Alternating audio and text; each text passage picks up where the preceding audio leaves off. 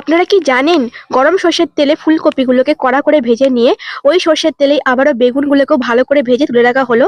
তারপর আবারও সর্ষের তেল অ্যাড করে তার মধ্যে শুকনো লঙ্কা, গরম মশলা, পাঁচফোড়ন দিয়ে ভেজে নিয়ে তার মধ্যে গ্রেট করা আদা দিয়ে সমস্তটাই ভালো করে ভেজে নিয়ে তার মধ্যে চিড়ে রাখা কাঁচা লঙ্কা, এরপর হলুদ গুঁড়ো, জিরে গুঁড়ো, লাল লঙ্কা গুঁড়ো দিয়ে একটু ভেজে নিয়ে এর মধ্যে সমস্ত সবজিগুলো অ্যাড করা হলো, যেগুলো শীতকালে পাওয়া যায়। ভালো করে সমস্তটাই ভাজা ভাজা করে নিতে হবে। এর মধ্যে স্বাদ মতো লবণ দেওয়া হলো। তারপর সমস্তটাই মিক্সিং করে নিয়ে এর মধ্যে পরিমাণ মতো জল অ্যাড করে ঢেকে রাখা হলো যতক্ষণ না সবজিগুলো পুরো সেদ্ধ হয়ে যায়।